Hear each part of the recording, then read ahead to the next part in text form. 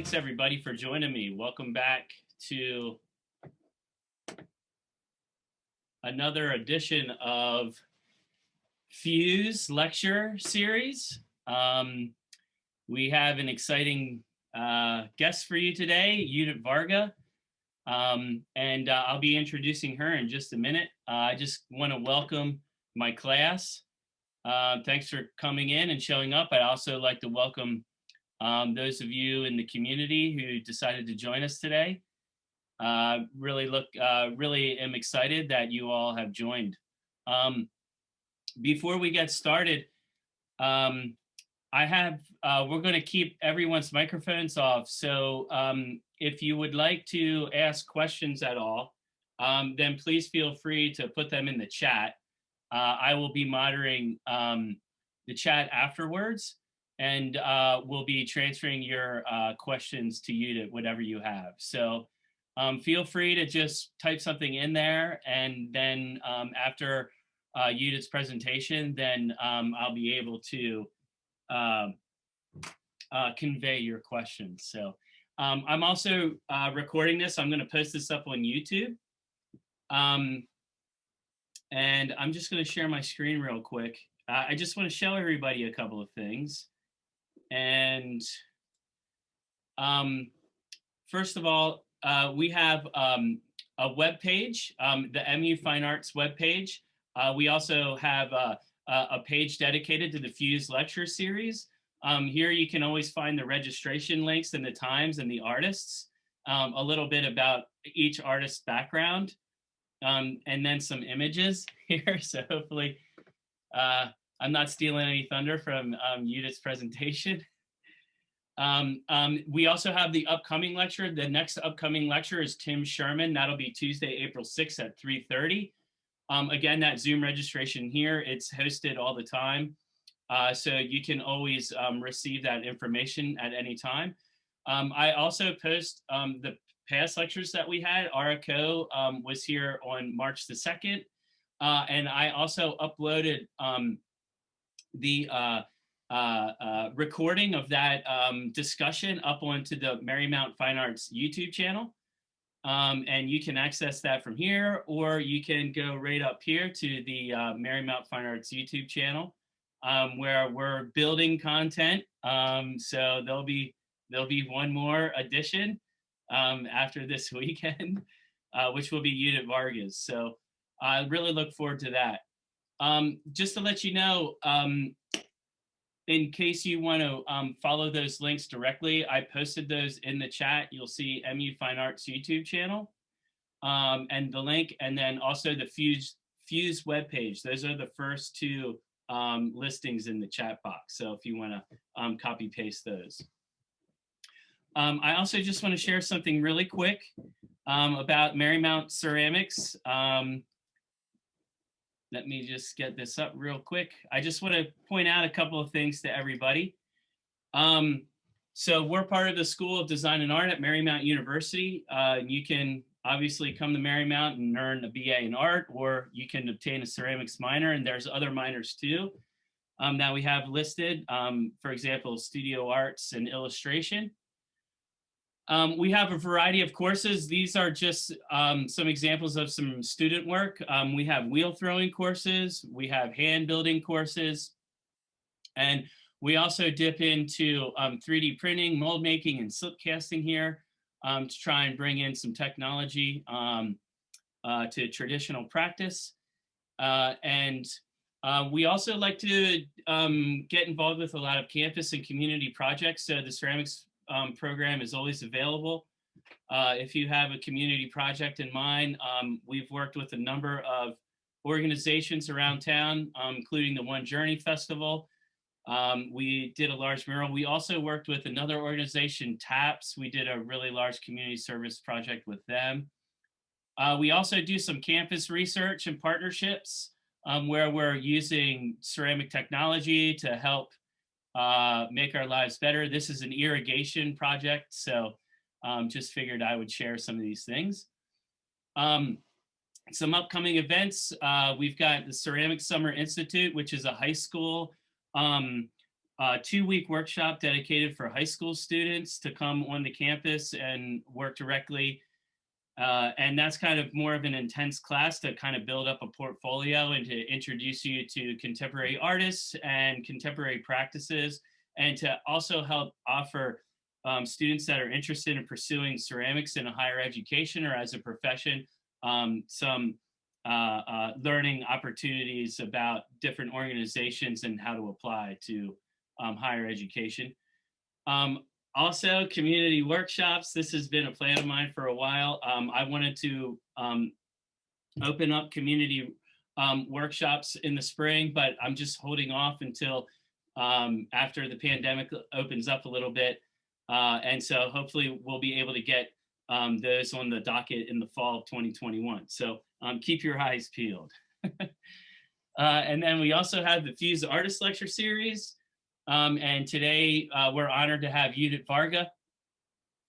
If you have any questions or you need to reach out to me, please feel free. My email is right down here. I'll post it in the chat as well.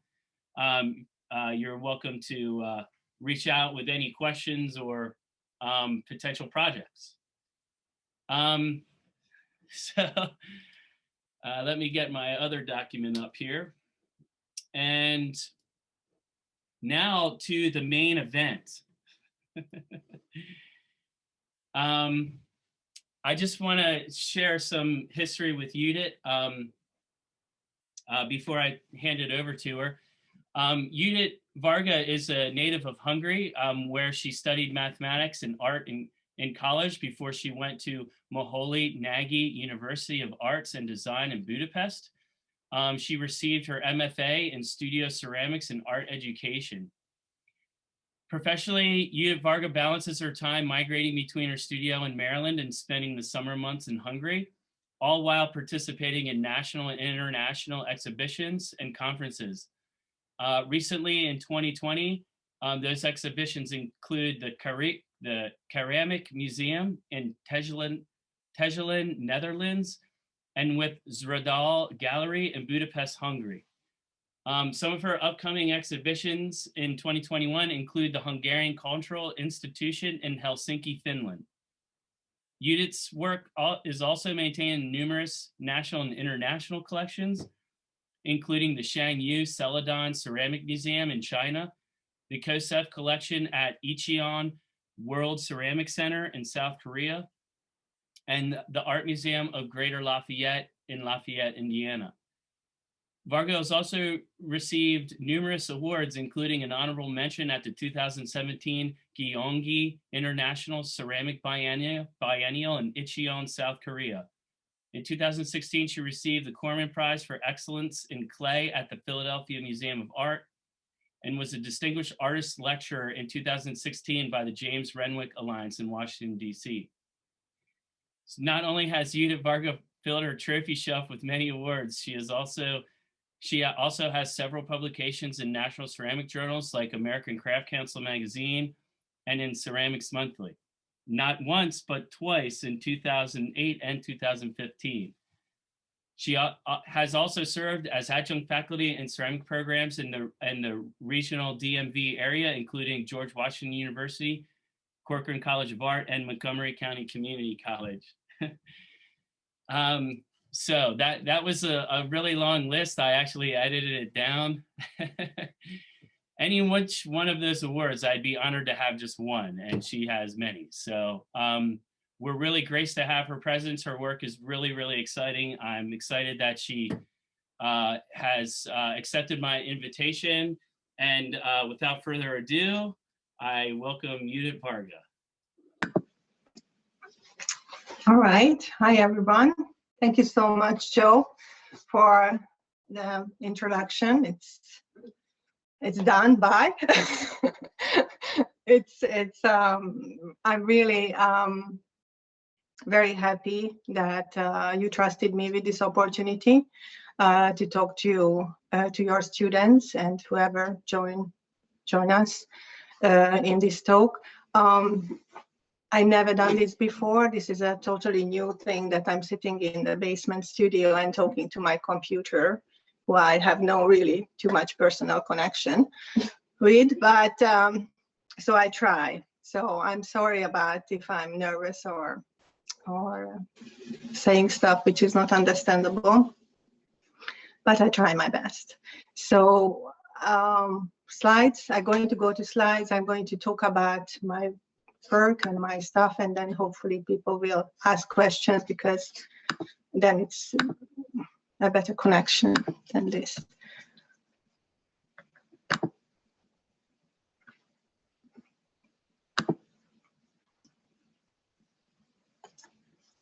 And I have to push. Oops. Just this one. Mm-hmm. So it's good. You see it? Yeah.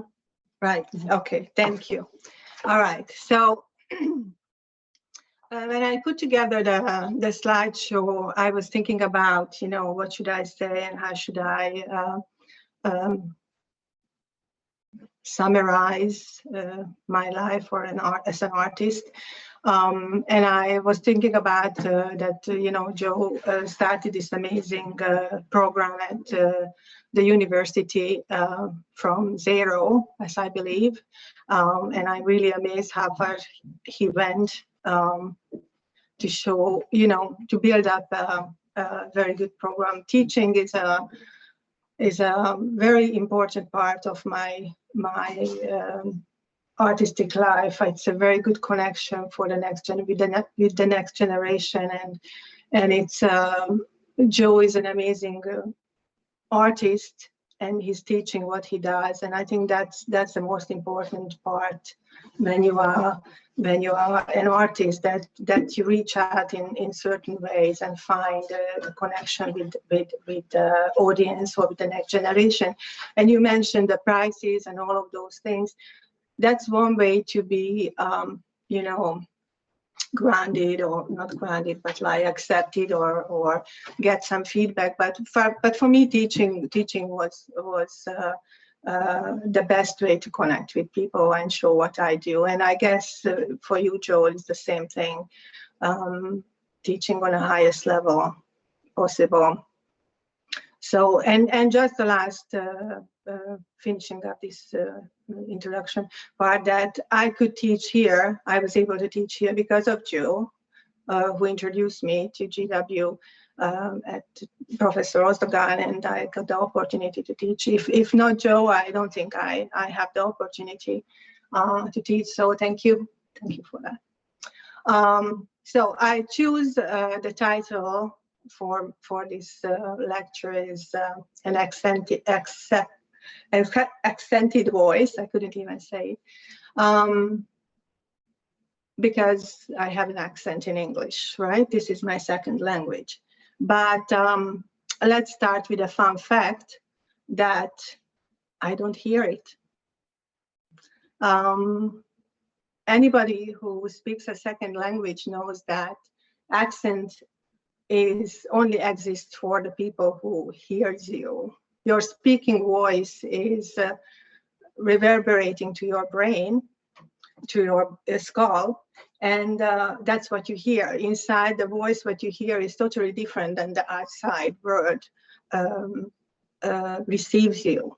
So that's an interesting aspect of my life here in America, to be an immigrant, to speak another language in the last 30 years in my life, since I'm here almost 30 years.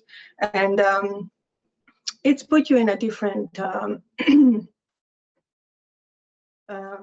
corner, or a different way to live than just grow up and live your whole life in the place where you were lucky to born in. So I'm a Hungarian American. I identify myself as a migrant bird, let's say, who belongs to both lands. I'm Hungarian and American in the same time now, and I love both of the places equally. And my family grown up here, my kids Americans, they are bilingual, so I can yell at them in my unaccented language, Hungarian. And that's very important that they hear me the same way how my voice resonates in my skull. So it's important. It's important. And I just a little thing to think about when you hear people with an accent. They don't hear it. They don't hear it. It's good for me, and it's not good for you. I'm sorry. I know it's not easy to hear this accented English and broken one, but that's it. So that's the title. And when I talked to Joe about what we should be, or how I put together the slides, the first thing what he said, Judith, just be yourself. And I said, like, there is any other way. Like, I mean, you could pretend it for a while, but it's when you're this end of the journey, like I am, with gray hair and several years behind me, you realize it's no other way to do it. You have to be yourself. But it's very easy to say. It's very easy to say to be yourself and find your path. But where the hell is that path, right? So how you figure it out which way to go. And when you're young and when you are college age kids, full with energy and full with ambitions, which is amazing, and try to do that. The ambient noise which is surround us is sometimes overwhelming, right? It's too much. It's pushing you in different directions and forcing you sometimes to be something what you are not. You believe that that's what you have to be because everything around you is pushing you in that direction, and it's very hard to stand your ground and say, no, this is what I want to do. And all of those corny images and cheesy sentences about finding your path, and you are in a big road and it's gonna narrow it down and the sunshine in the end and whatever, all of this stuff is true in the end. Actually, it's true in the end. So my whole thing is focus on yourself. If you have an accent, if you have a special thing, stand into it, hold it. It's that's what you try to make a list. What makes you you, and hear that inside voice. Reverberating to your skull, and don't worry how the people hear you. Worry a little bit, but don't change. At the very beginning, I wanted to lose my accent, and I wanted to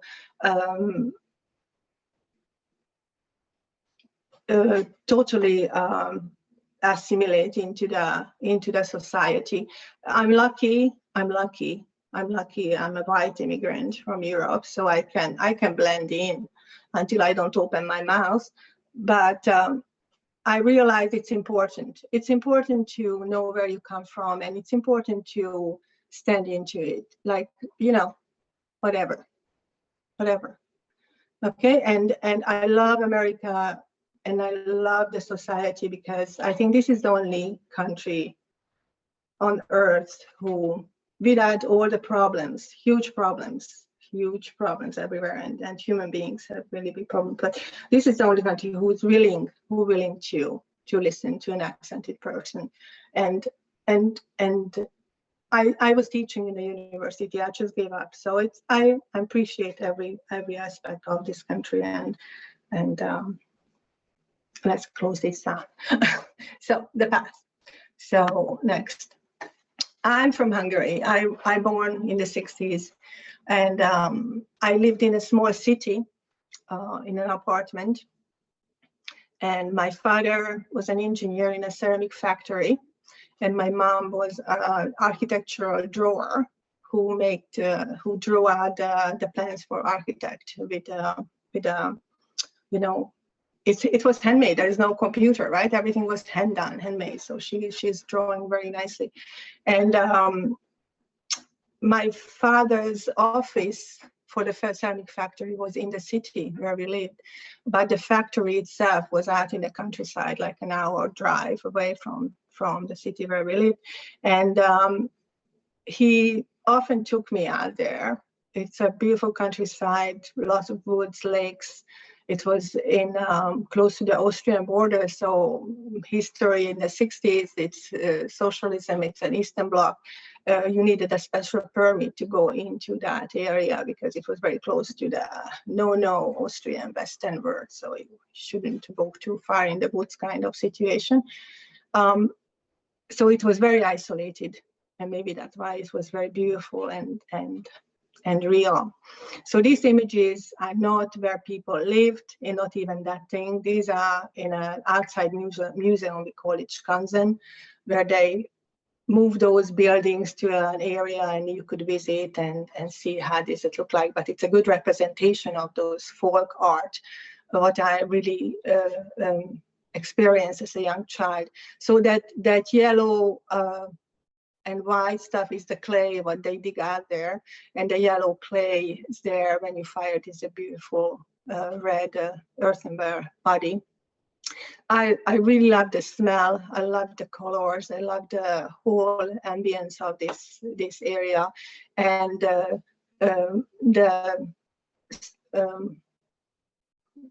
side picture just show you the objects, what was inside, and I was totally into it. I don't know, even as a child, I just loved them. They were so strange. I love the colors. I love everything about them. And in the factory.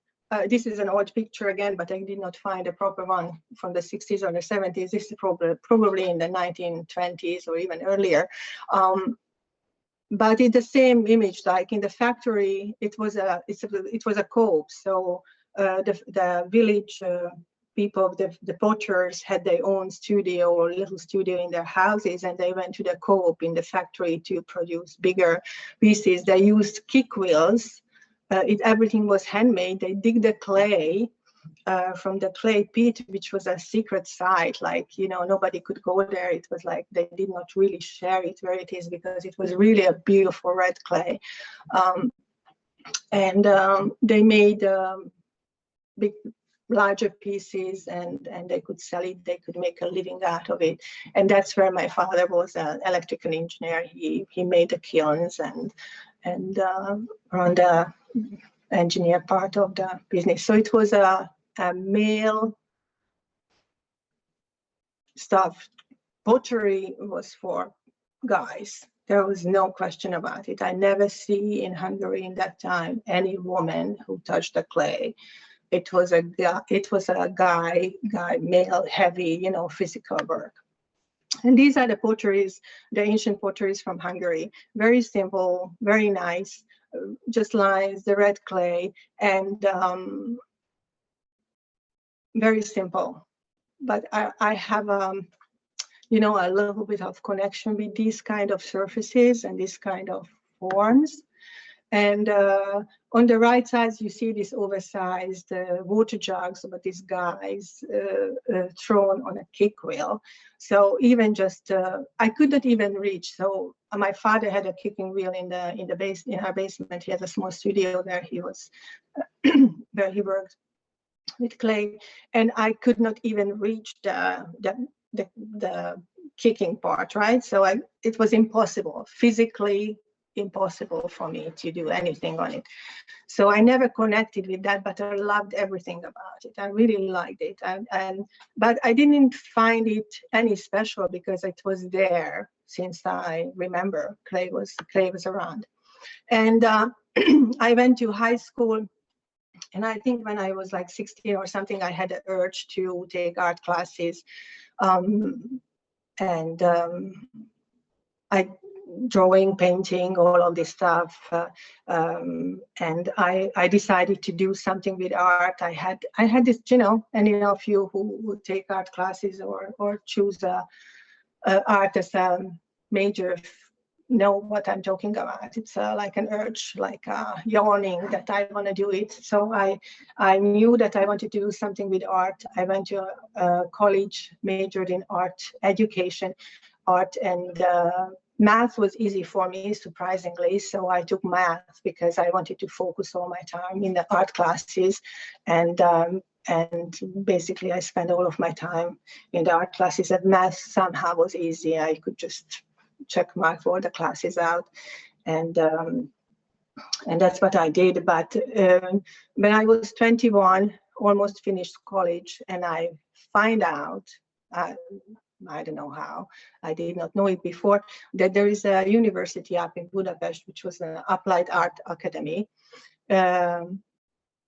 which the new name is Moholy Nagy University of Art and Design, where I wanted to go. I wanted to transfer out, but my parents then said, like, no way, girl, you finished the college at first, you suffer through the next year, and then you go wherever you want to go. And so I finished, and I was really mad at them, and I said, I can't believe it, I wasted my life. I had to spend another 2 years here, and I hate it. I don't want to be a teacher.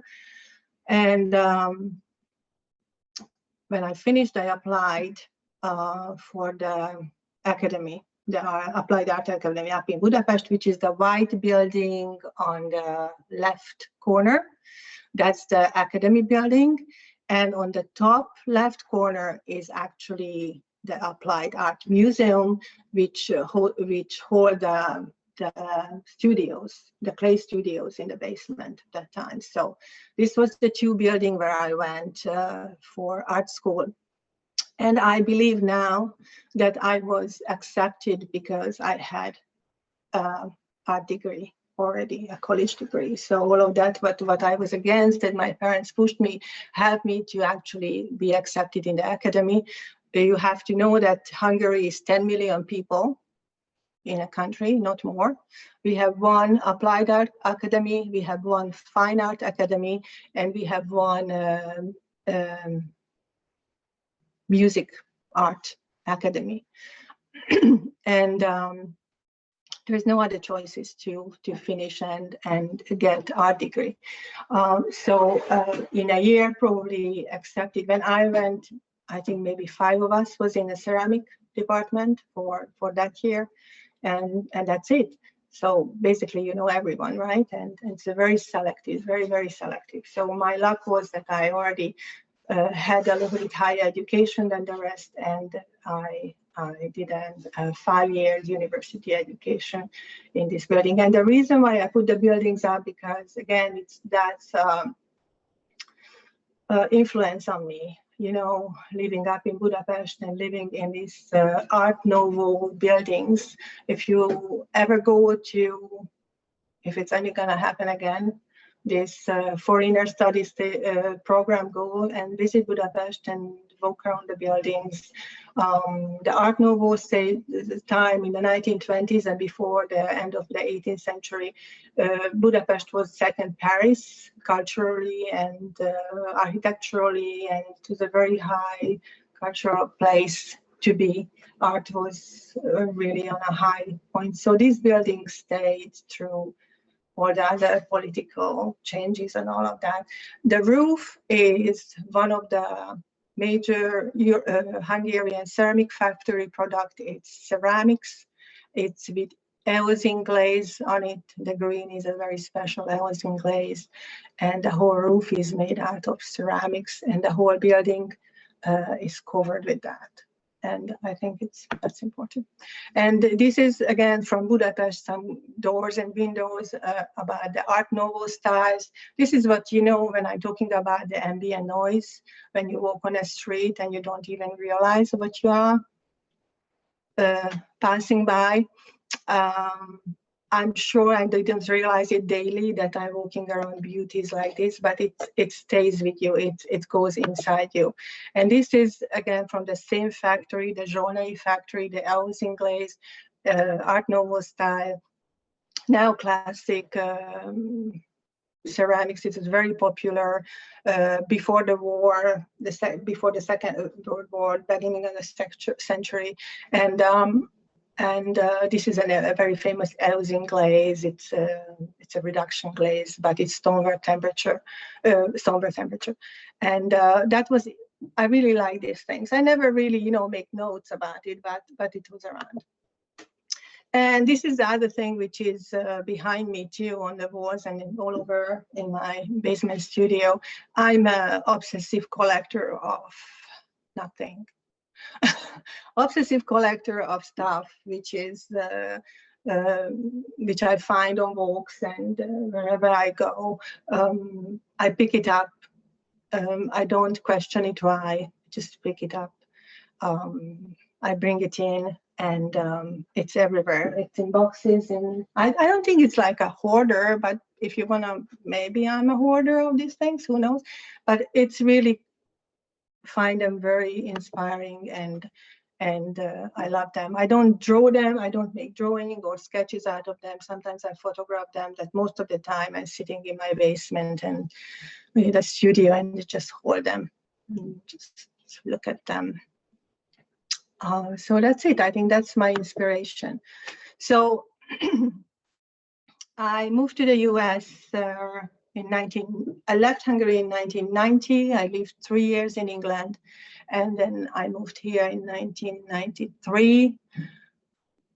And basically, I worked mostly in Hungary. I went back to Hungary every summer for a long period of time, and I raised my family. I have 2 girls, so I was a full-time mom here. And even though I worked a little bit and exhibited a little bit here and there, I did not exist as a professional artist. Everybody knew me back in Hungary. The ceramic community knew me back in Hungary. So, but nobody knew me here. I was a mom dropping off the kids at the school, and so when the kids grow up, I started to meet with artists here and there. In 2007, I was lucky to be introduced to Red Dirt and Margaret Boozer, and at the same time Joe Hicks and JJ McCracken and several other artists, local artists. And suddenly I felt at home, because they were there enough to work with clay the way I was taught to work with clay, to appreciate the material and learn about the material. And I felt that the philosophy and the way how they work with clay is very familiar for me. And that's when it started, basically my American chapter, the first chapter of my way of working. And I worked with clay, focusing on the surface, the clay itself. What can I do with clay? You know, I have this connection, you know, how much I can bring out. I wanted to show my technical skill. Yeah, I'm so good, I'm so trained. You know, this overcompensating of other things. And I just made different things. I had exhibitions. I had group exhibition that time. It was sent out of different places, like the little brown whatever piece is on the right is now in England, in the Aberystwyth University collection. Sorry, what did I do? What did I do, Joe? How did I go back? Oh my God, I don't know how to go back. Just try to press your arrow. Yeah, I find it. Yes, I find it. Forget it. Okay, this is right. Thank you. So I made small pieces, tried to figure it out, but it was focused mostly on the surfaces, and nobody got it. Like, there was like always the question, so what it is, like what you are trying to do. And really, I didn't know what I tried to do. I think it was just a freedom. Suddenly find a studio, suddenly I have the clay, suddenly I have the time, and I just wanted to jump in and do different things. And this is what I did. And this piece was basically a little bit of breakthrough on accepting me here. I applied with this piece to a Judit show, which was the juror was Paula Winokur, she was my idol. When I was in Hungary, I saw a couple of images of her work, the way how she worked with porcelain, the subjects, what she was inspired by. I really liked her. So when she chose this piece and gave me the first prize as a solo show in New Haven, I was just like, oh my God, I can't believe it. This is the person who I really admire. Made that choice with my work, and I felt a little bit validated and a little bit of push, like, okay, let's do these silly things, which is nothing. This was with NCK and Red Dirt Studio, and still, I don't even know what's the title, or there was any title. I just made pieces and I put them together, and it was very sculptural. And then, oh my God, sorry. And then, that was the other thing when I started to do colors and piled up pieces on top of each other. And this piece was basically a little bit of turning point, because I gave somewhere a lecture, or I don't even know where it was, for younger people, give a lecture, and they, it was a school setting, and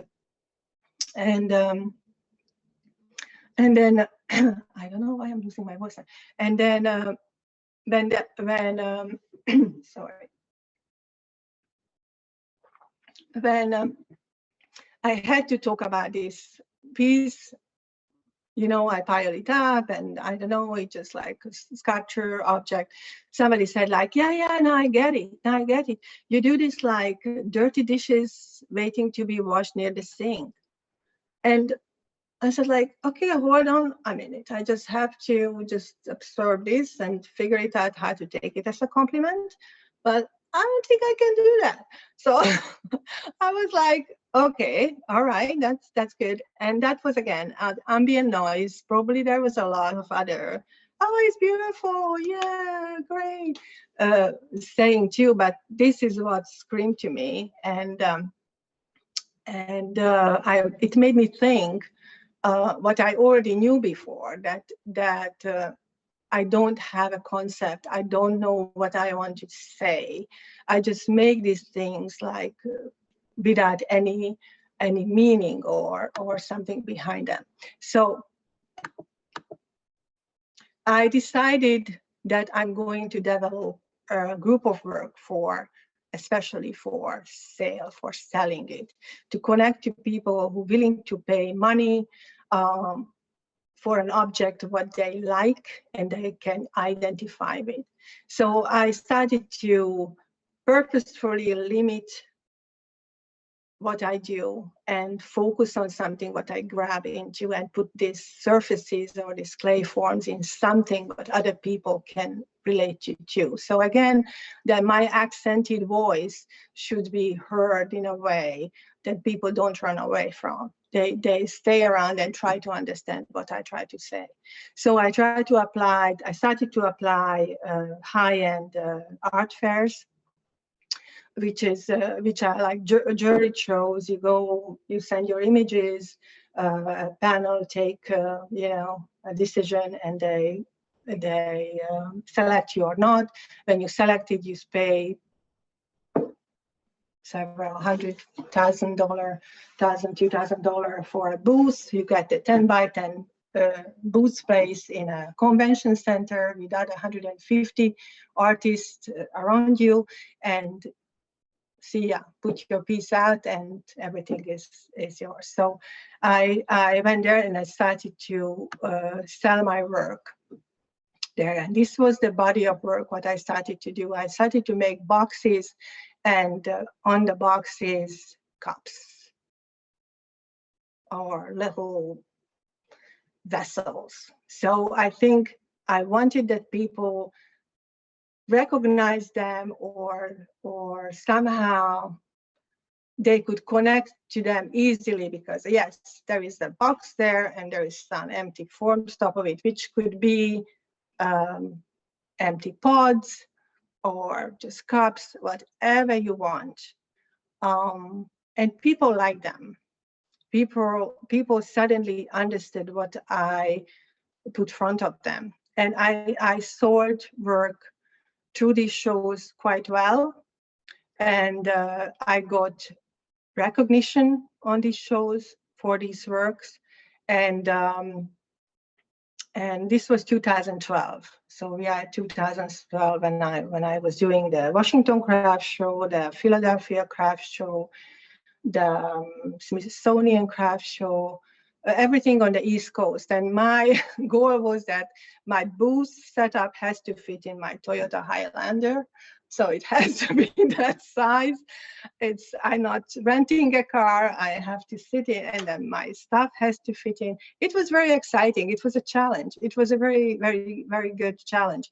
And I admire all of those people who are doing this for years. Somebody make a living out of these kind of sales. 20 years, 25 years, a whole career. Their whole artistic career is selling work through these art shows. So boxes and something top of that. That was the concept. But during these things, I realized that I'm making pods and seeds and making the little sculptural objects. And I always made something. So what I made, I had to stand by them, right? So it's like a 3-4 day of art fair, when actually you're standing physically in the booth with your work.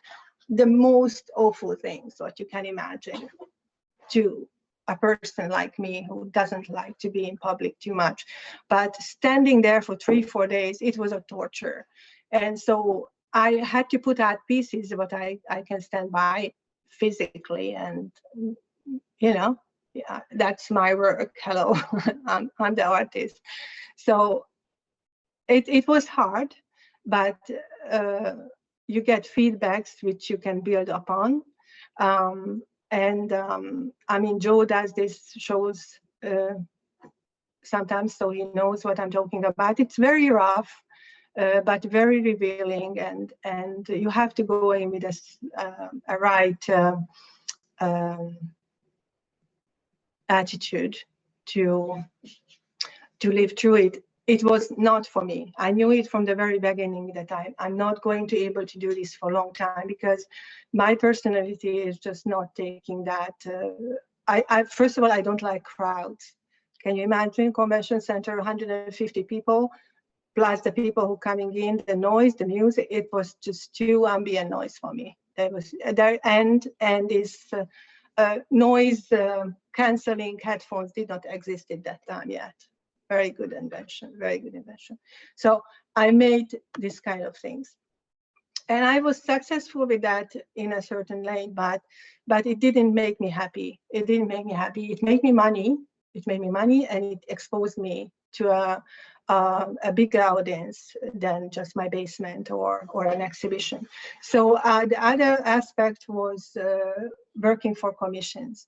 So working for commission is when bigger interior design firms who furnishing and decorating hotels and hospitals and retirement communities and cruise ships and this kind of things, they buy art in bulks basically, and they putting into the walls of these buildings. And that depends how high you go or how special you go. They sometimes buy one-of-a-kind art, and I think I was in that category, one-of-a-kind art, or for the walls. And but still, it's a mass production on a small scale. What I did, what I do. So I made knots and I made circles for these commissions. That was my things. They hired me for knots and circles, and I made them by the 100. But it's again a very good learning curve to learn how to earn money with the skill what you have, not changing too much, but bending enough that you're able to live out of your skill. It's very important. I think, when I was young, I wasn't thinking about how you make a living. I remember at the university there was a course, you know, about image and all of that, and they asked everyone, so what's your plan, how you see yourself when you are working out in the field with clay, what you're going to do. You're going to be a factory designer, you're going to teach, what you're going to do. And I said, like, I hope I'm going to work with clay that I don't have to care that people like it or not. And that came out in my mouth. And the teacher looked at me in front of everyone and said, like, well, good luck with that. Good luck with that on long term, because that's a very hard road to do. And I didn't, and when I was 20 some, I didn't even like, why is that a problem? Because you have to eat and you have to pay the electric bill and all of those little things, and you have 2 kids, and so you need money. You need money. So I needed a regular income, and commission gave me that possibility. When they hire you, you know exactly how much money you will get in the end.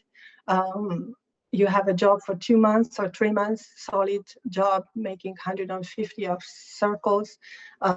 It's a very good thing to figure it out, how much the material cost, how much the hours that you put into your work. It's very grounding, and it's amazing. And I was very lucky to do it. I did several installations for cruise ships, which I think now floating middle of the ocean somewhere by itself with my circles on, covered with COVID. So life changed. I lost commissions. I don't have in the last, since COVID, it's totally stopped. I stopped teaching just before the COVID because my plan was that now I'm old enough to do residencies, and I wanted to live in different countries for 1-2 months and work there with other artists. That's not happening right now. Exhibitions are not happening. Everything is virtual, and virtual world is not my place yet in that sense. I cannot connect because computer is a very foreign object for me still. So anyhow, go back still to the commission word. I just go through it. So I made a lot of circles, and I learned a lot with the circles because each of them was different. So I got the freedom to do my. I accepted only work which didn't say you have to make this and that. I made work when they tell me the size, they tell me the color palette, what they want. So they say usually blues. They like blues, so lots of blues, different shades of blues. And I was the one who choose those shades. I was the one who choose the composition. I was the one who choose what I want to do. So I had my freedom enough to do the job. Everybody has to decide for themselves how far they bend, right? So, and it's nothing wrong with that. Nothing wrong with that. It's money. This is when you work. When you work for your income to cover your basis, and you have hopefully time and opportunity after that. Be creative and do the art part. Until you're not that famous that the Metropolitan holds your work, you need a plan B. You need a plan B, I think. So this is how working looks like. But then I ended up with compositions like this, which was commissions, and put it into buildings. This is my studio where I took this photograph. So, but that's one of the commission work. And all of these things, like going out and making works for sale and doing the commission works, gave me more exposure, and somehow I ended up.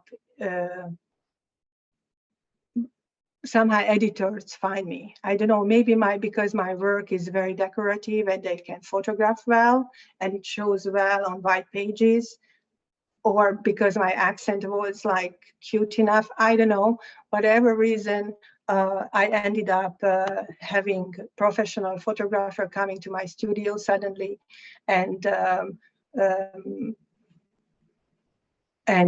making pictures and things like that. Now you could see the resembles.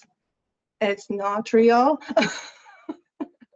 So whatever you see on social media and printed media, you have to see it, you know,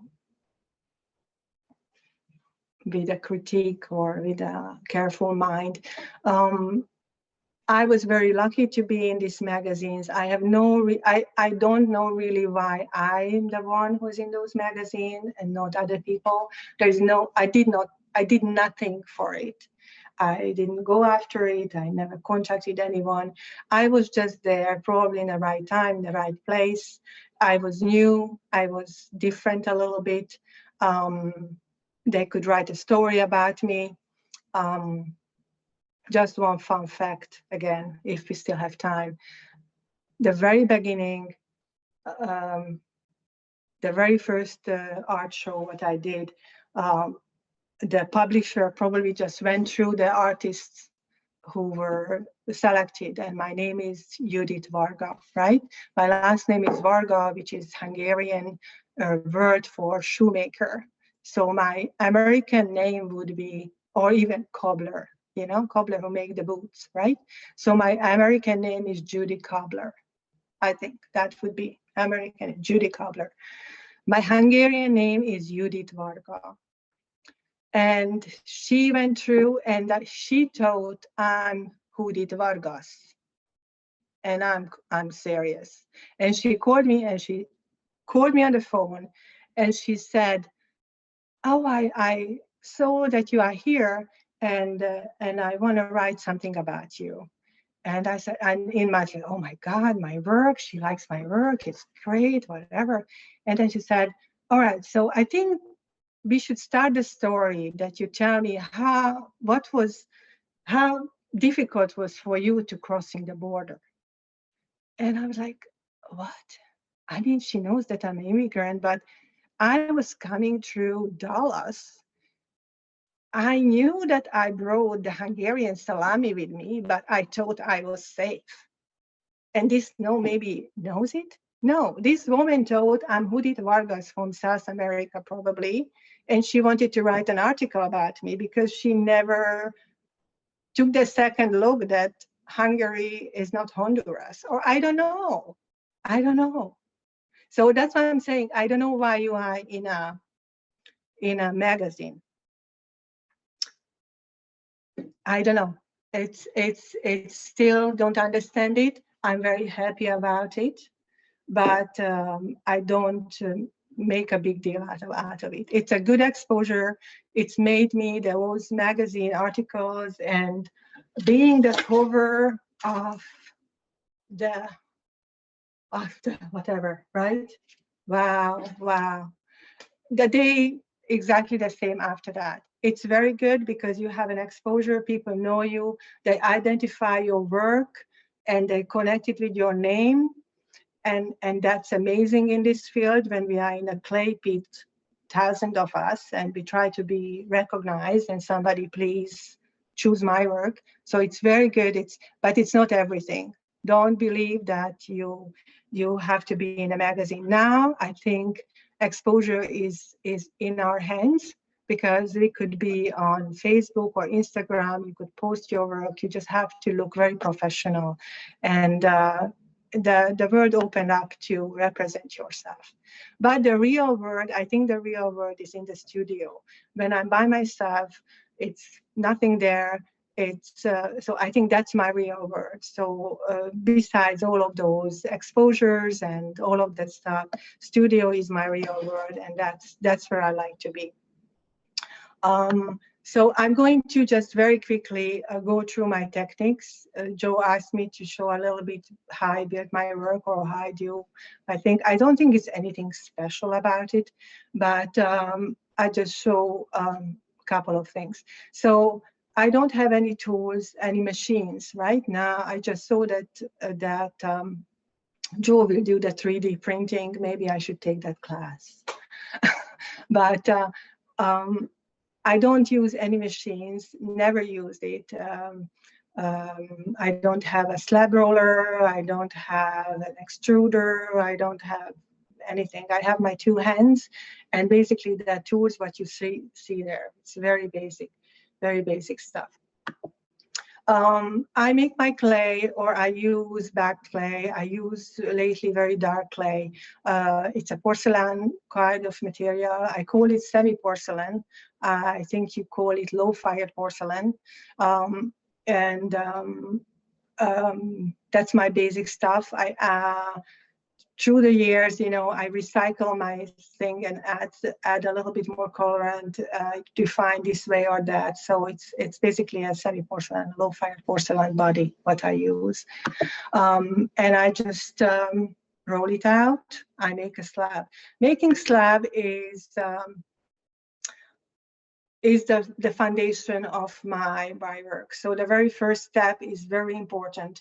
Making the proper slab is like making a proper foundation for a house. If you sloppy there, if you don't spend the time to do those work properly, whatever you build upon it or build out of it, it's not gonna work the way how you expected if you don't add to it. And I'm obsessed with this clay connection with the clay thing I have. I feel the clay is a living material.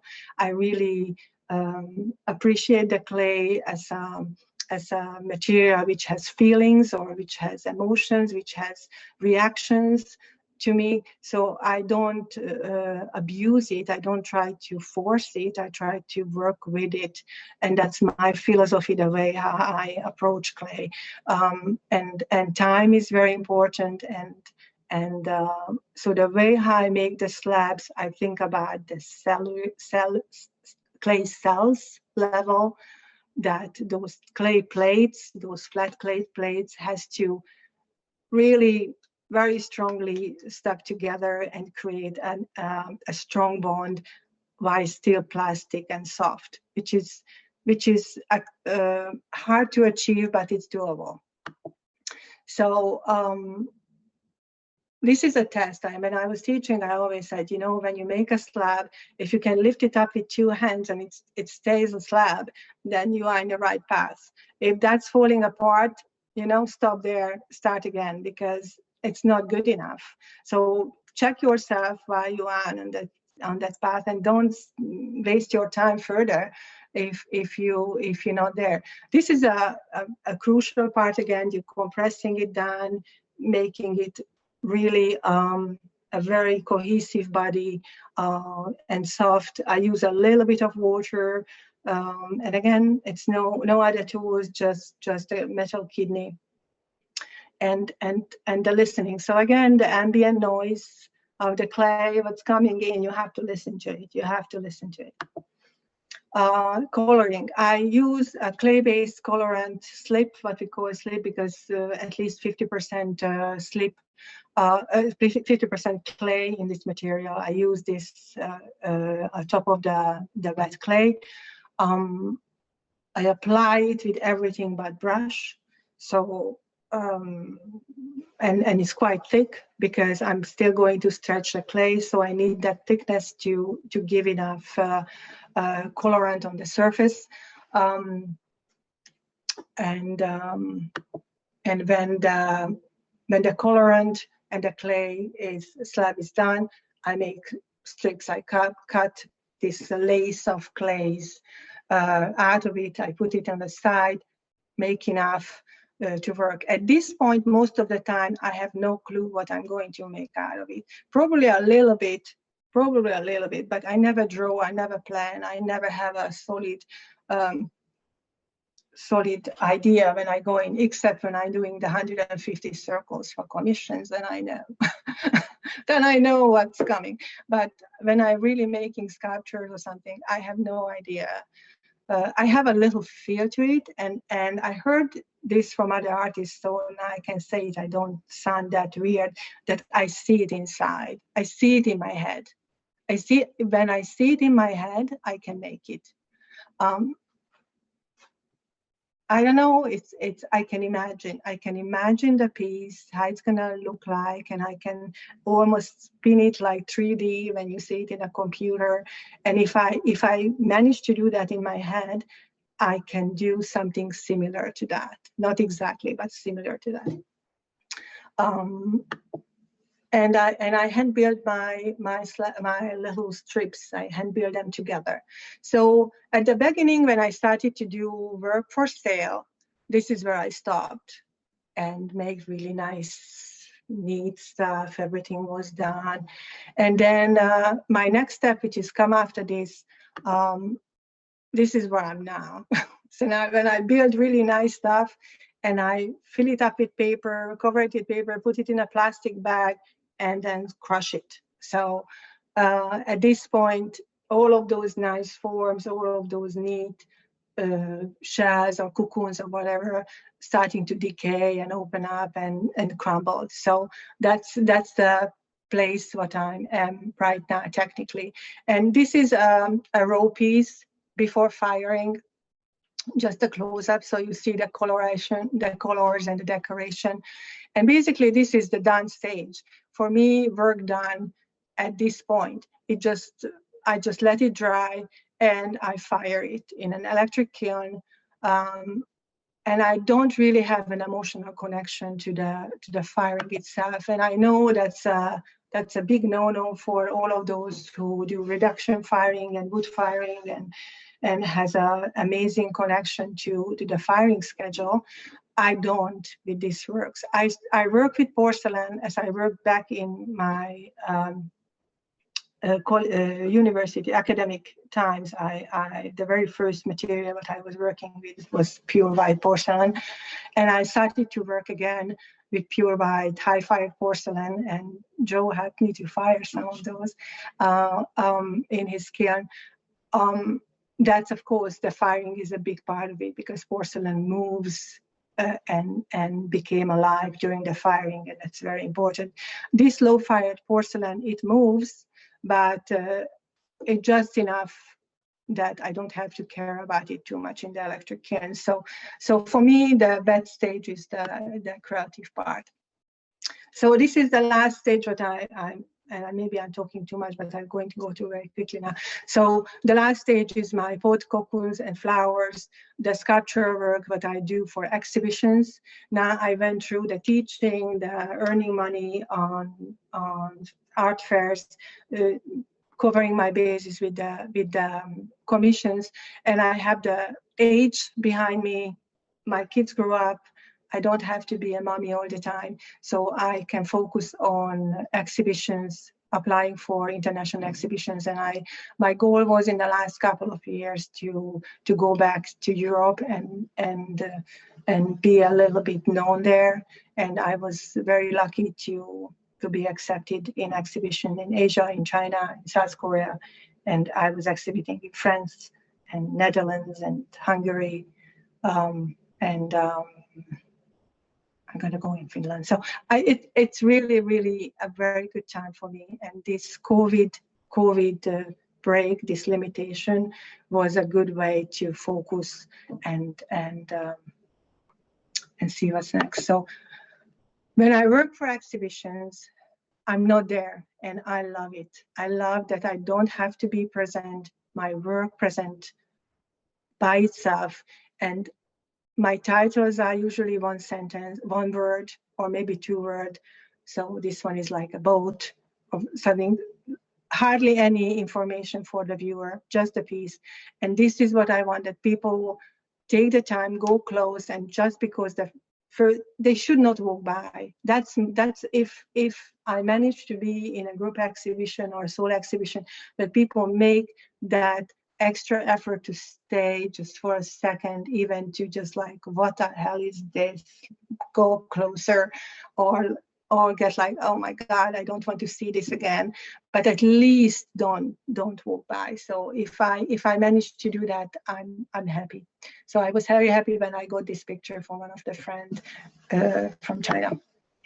So these are the cocoons areas when I started. Again, those lines are very precise. I did not break them. This is a double walled piece inside a form and outside a form. And again, that artistic voice or ambient noise or all of that thing, like what you hear, what you see, what's inside, what's the real thing, and what's the first impression. Do you stop there or you investigate further? I was interested about that. This is again the cocoon series or pods or whatever you want to see it, but I saw them. These are cocoons, which is hide and ephemeral changes. Always excited me to see a butterfly and knowing that it went through so much and it's going to live for such a long time, for such a short time. And beauty exists really just for a very fleeting second. And if you are lucky to catch that, to see that, that's, I don't know, it just makes me happy. It's great. And all of this cocoon series is something for me is a symbol, a metaphor, or all of those changes that we go through, and that's a reminder for that. Again, this is like a pod series or something. This was again one of my big, like, oh, moment. Like this piece was exhibited in San Angelo, and this guy was looking into it. And those of you who know who's that guy, I was like, oh my God. He's a gallery owner, and this I like. He made that extra step and looked inside my empty pot. Yay! So, and then the pot started to crumble, get wounded. For again, those ambient noises around me. What happened recently, or in the last year, or how you feel hurt and wounded, but still something maybe saved enough to be renewed or get out of it a seed or a pod or whatever. And then I started really falling apart with the cocoons, and this piece went to South Korea for the museum there for the permanent collection, and I'm very, very happy that they took this. I really like this falling apart cocoon, which shows for me a piece after some kind of struggle. People go through wars and go through really awful things in the world scale, but impersonally sometimes you could go through something which hard or hurtful or sad, but in the end what remains there, maybe you can find a softness in it, or you could find the beauty in something awful or sad. But again, I'm saying too much. I shouldn't say these things, because this is this is the non-accented reverberation in my skull, which should just remain with me. And then you figure it out what you want to see in it. But I like that my cocoons are falling apart. And the walls which connect the outside and the inside became almost like a translucent lace, what you can see through. It's not really separating anything from anything. The vessel is, they say the vessel usually a wall which creates the inside of a form. And I try to take out the barriers, like how far you can go when a form is still exists into the nothing. And I think that's how I feel sometimes, how far you can go to evaporate into the nothing. And my cocoons and pods became flowers, and these flowers never been full bloom, never been in the ripe stage. I always make flowers when it's decaying, drying, or just on the other side of the hill, and try to find some beauty in that. And I really see beautiful elements, or the fading colors and the fading lines, and those are what really interests me. I don't know why, just I find them beautiful. So these are those fading flowers. thing. And this is the latest piece when the flowers, these drying, fading flowers get some movement and get some colors. Um, um, and this is the new chapter. And I don't know how we are with time, but hopefully, and I'm gonna be fast. So this is the last chapter. That's good. Okay, so this is the last chapter, which is now, which is COVID, which is restrictions, which is limitations, which is closed in. My last exhibition in this January, just before the lockdown, I was lucky enough to go to Netherlands when I had an exhibition, a group exhibition with European artists, and I was super happy that I could be there. It's international, there was American artists there too. And the exhibition opening was amazing. We ate in a long table together, we shared food. I was picked up with from the airport an artist who I never met before. We just knew each other through art, through works. And I stayed with her in her house. What a strange concept lately, right? That was in January. And then when I came home, suddenly life stopped. It closed in. My kids moved back home from different parts of the world, and we logged in. We stayed inside. I have a studio outside of my house, but I lucky to share with other two artists. But it's big enough. But we couldn't go there for several months. So this is my basement little nook, what I built here, which is literally 2-table space, nothing else. But I have a window and I have clay here. So I worked here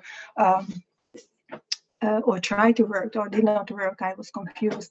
And a couple of months ago, actually January, I got an invitation that, okay, Judit, in end of April, you're going to get a 35 feet long, 6 feet deep window gallery space. It's all yours.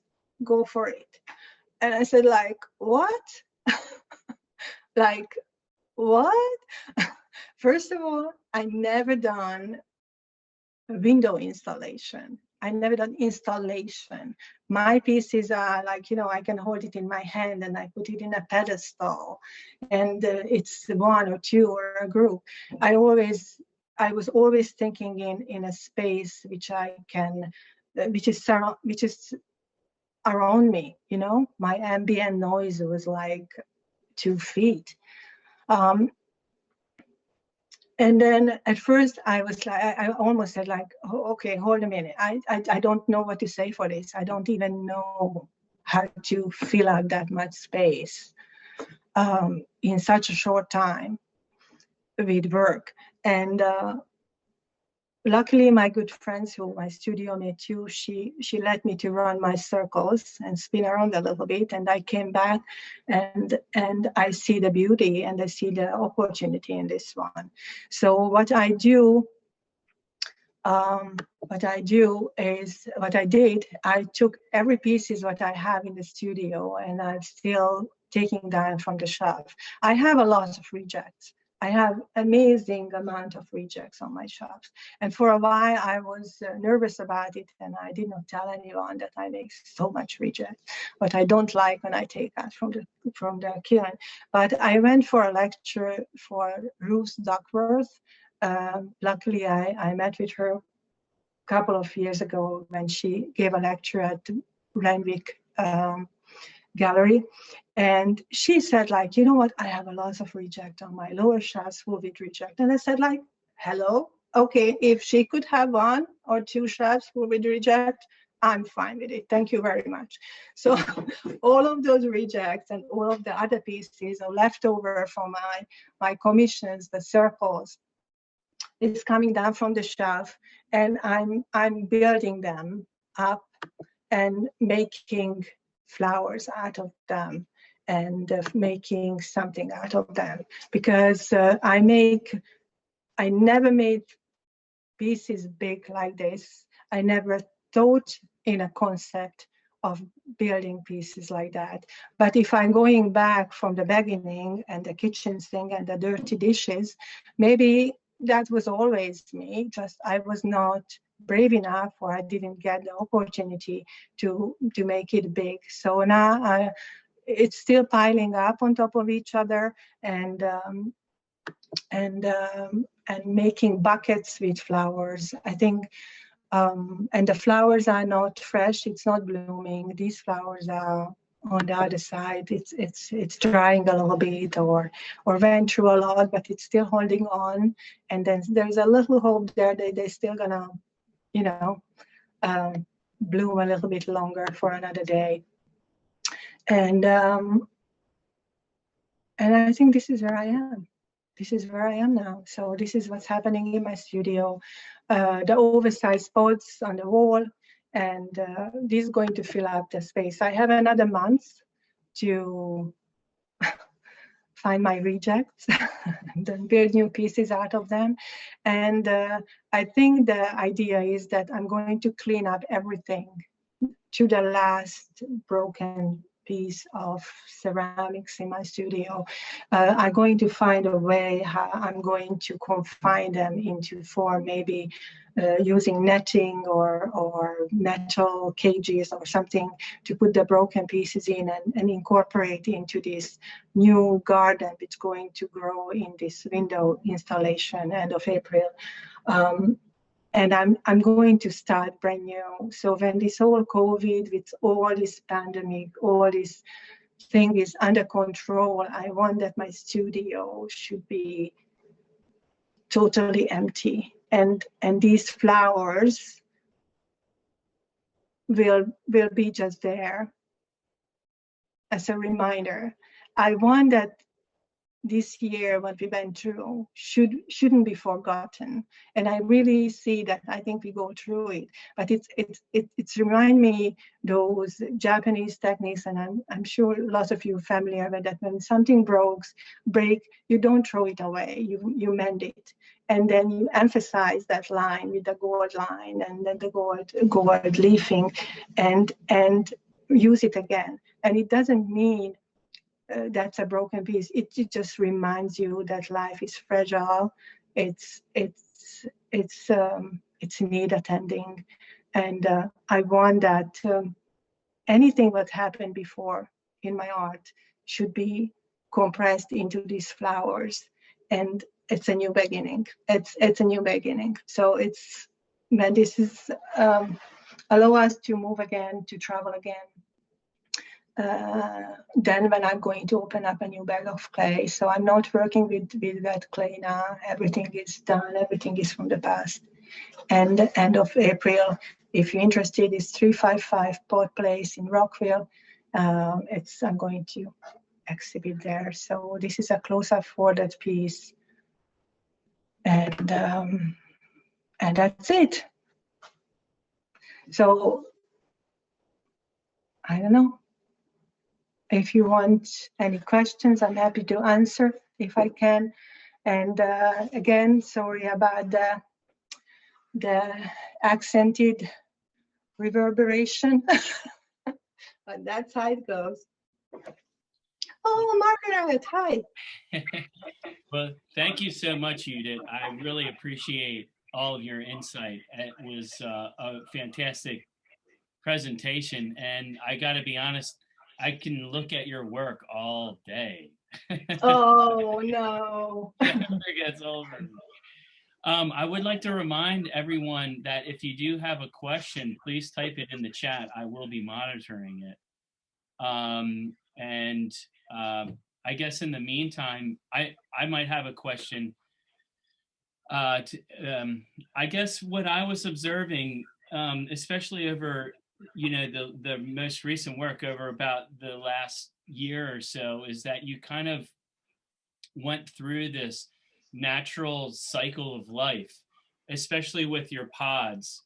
You had these, the pods that seemed to be just past their point, and then they went through this decay, and now it's like you're coming into this new rebirth, this new spring. And what was interesting is that time didn't seem to be relevant. And I guess though these new works are kind of coming associated with the season of spring, but I'm wondering where the the ideas, or maybe they're reflections of your own life cycle, or whether where's the difference? Are they more reactive towards your personal life cycle, or are they more reactive towards like the seasonal implications of the objects that you're relating to in your sculptural work? So personal life cycle is a very nice way to put it, to getting older. And I understand that, Joe. Well, I'm not, So not no, more of no, like, not more of I like know, that type of no, life but cycle. it's this personal life cycle. I It's just meant, over the last couple of years, whether or not I know, it's no, but associated it's with true. this. It's true. Listen, when I listened to Ara talk, she was amazing, amazing. But she's 24, maybe 23. I don't know how she just recently graduated, right? So I remember that energy. I remember that force what you have when you are young, when you are beginning of your career, and then you see the possibilities without any limitation, and that's how it should be, even more, because when you starting to go on that road and other things coming along, which maybe put the balance in a little bit off in this way or there. So I'm a woman, I'm a mother, I'm an immigrant.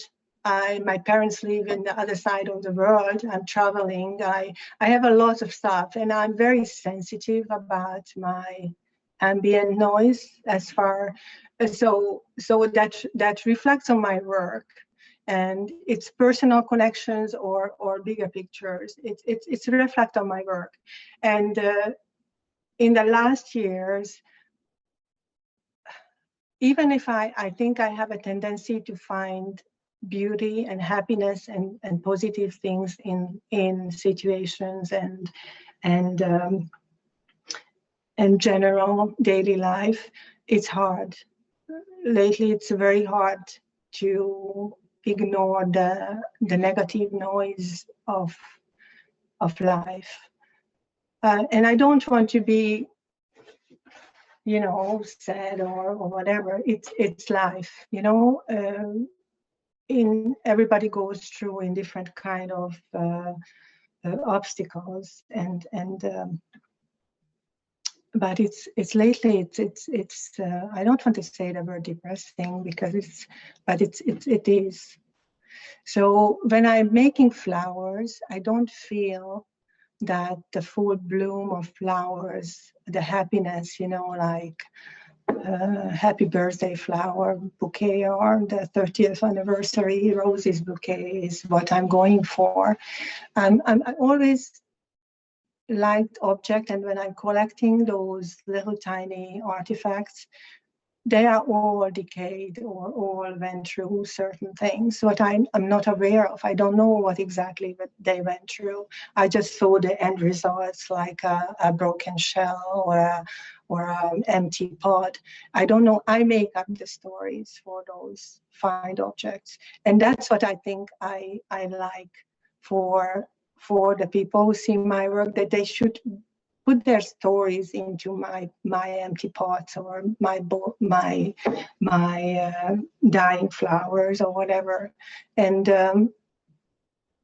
I think that I think I find more emotion in something which has a history behind or suffering behind. And suffering doesn't has to be like, bleeding from the neck kind of suffering, right? It's anything, but it's lukewarm water never interested me, I don't know. And the other thing, what maybe I want to say, and it's maybe silly, I wanted to tell this story, that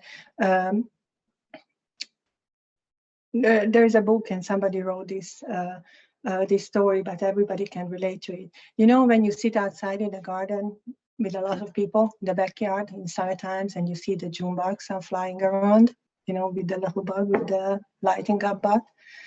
And then like, there's a conversation going on, but maybe you like, okay, these are beautiful. There are so many June bugs around. And then you say like, do you see the June bugs? And then people are like, what are you talking about? Nobody sees it. So you have to make the effort, go in, find a jar and collect some and put it in the face. Like, that's what I'm talking about. And I think that's the artist responsibility sometimes, to show beauty, what people just walking by and they don't hear it because maybe they have the headphone on with noise cancellation, and they don't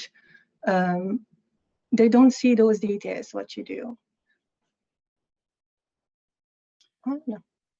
Yeah, and I think that's really interesting because, I mean, you talked previously about how you are always finding these objects walking through, nature, and you're picking up these things and you're collecting them, and they've actually become, the origin of most of your structure, and most of your forms.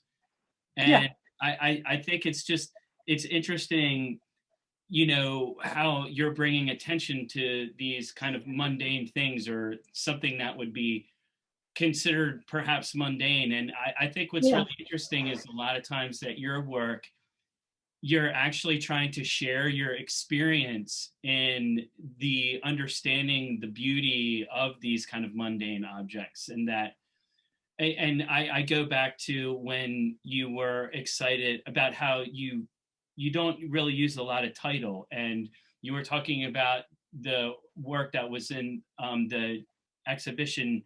I think it was in California, something, and the gallery owner came and looked inside, and that was like such an exciting thing. And taking the time to investigate these types of objects seems to be just kind of a really important element of your work.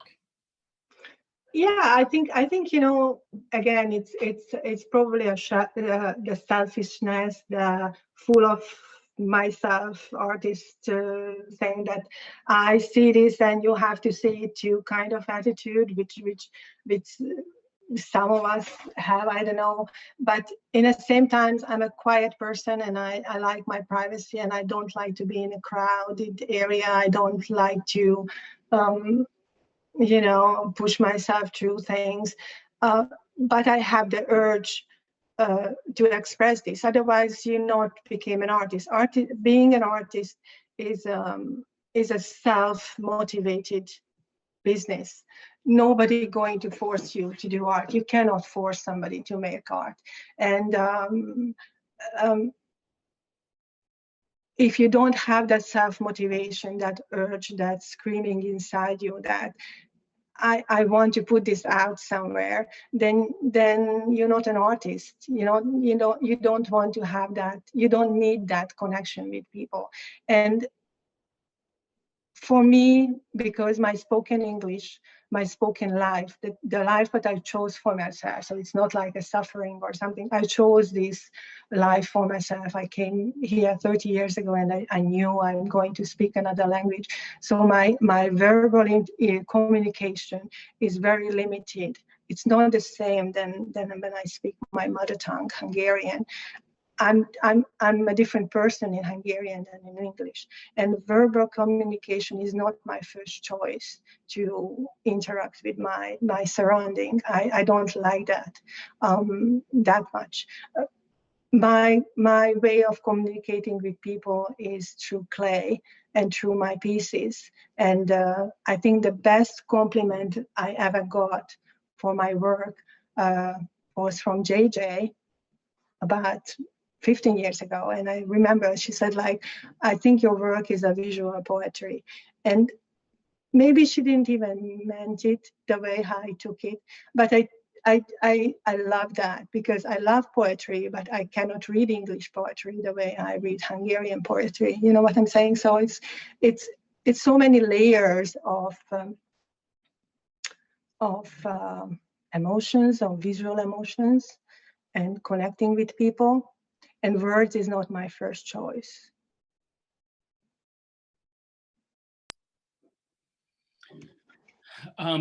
Thanks, Judit. That I would love to continue this conversation. I do want to get to a question from one of our gallery listeners, and I believe they're interested in the colors. This is more of a technical question. And I was wondering if maybe you could just talk about the materials specifically that you're using to get these bright colors, or whatever type of, process or technique that you could maybe share with some of our viewers. Well, I use clay-based materials, and I'm very happy that I see Margaret here, because I think I already mentioned it, that the way how she works with clay is the way I was taught to work with clay, and that's how my surrounding was in an academy. You have to, and I'm coming back for the colors in a second. So I grew up in a country which the art education was based on technical knowledge. If you did not have a strong technical skills, you were not accepted into the art society, because you don't have the foundation. And the other layer to that I grew up in Hungary went to school in the 80s, and we did not have suppliers, for God's sake. This like brochures of different layers of blue glazes with speckles or whatever, and arrays of tools, and I don't know what. We had the porcelain, we have the red stoneware, and the earthenware clay. You get it and see ya. And if you want to be fancy, I can toss you a little bit copper oxide and iron oxide, and it's all yours, honey. Do whatever you want to do out of it. So that was my education, and I'm grateful for that. I'm grateful for that, because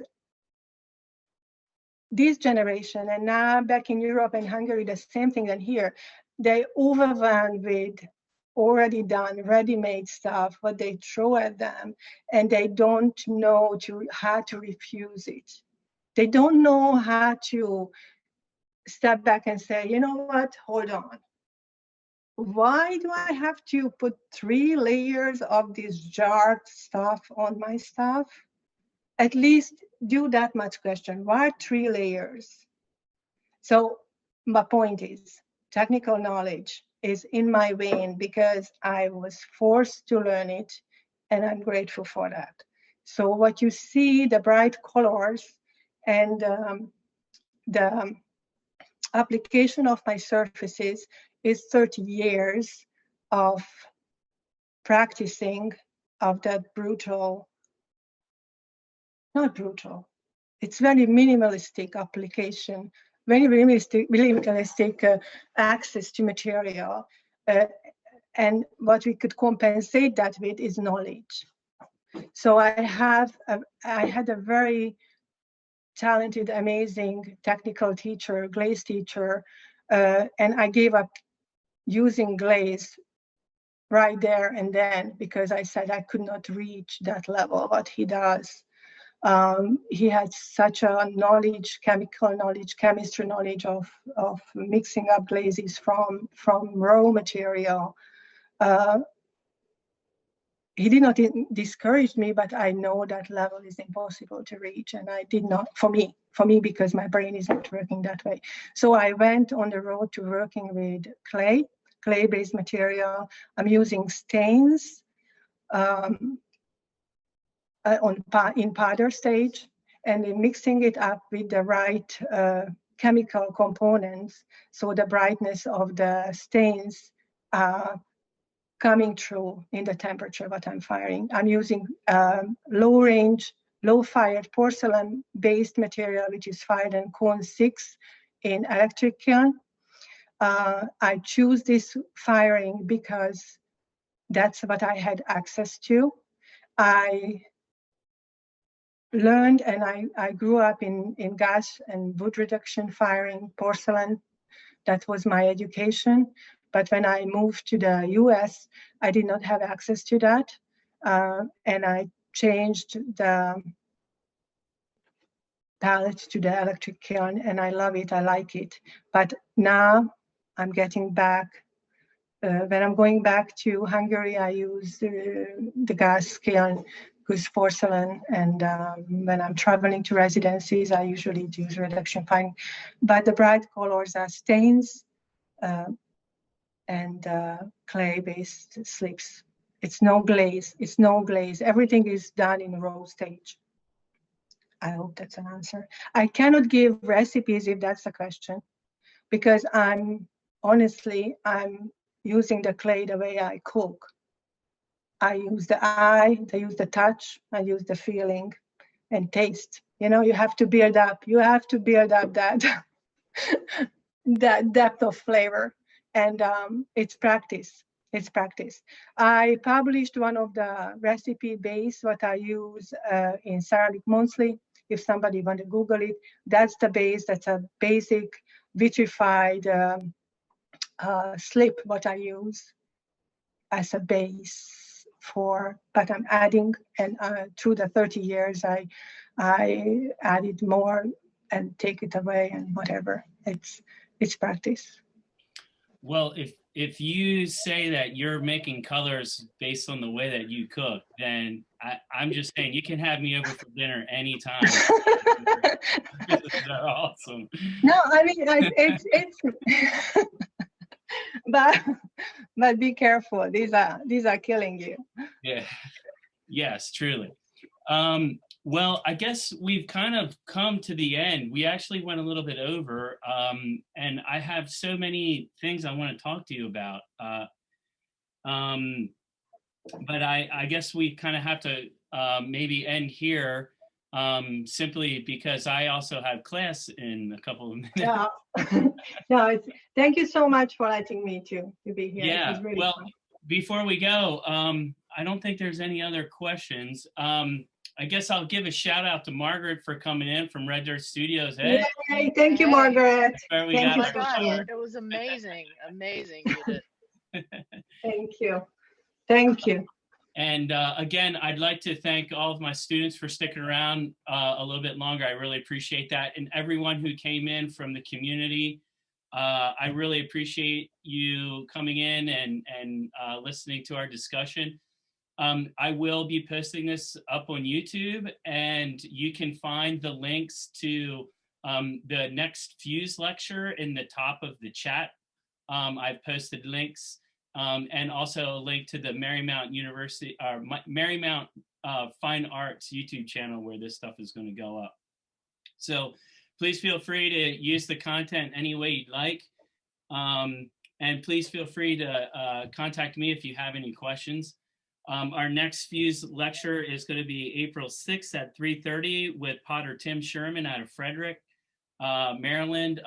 He's got amazing kiln building projects, and his work, his functional vessels are amazing. And he also runs a really great business, pottery business. So it'll be really good for people who want to learn how to get into putting food on the table, as Judit was talking about earlier. So that's an important element of being an artist. But again, before we end, I just want to thank Judit so much for that really informative and really amazing talk. I really love your work, and I can't wait to see the new installation. And I guess I guess that's all, you guys. Thanks for coming, and I look forward to seeing you on at the next Fuse lecture series. So, all right. Thank you so much. Thanks, Judit. Thanks. Bye.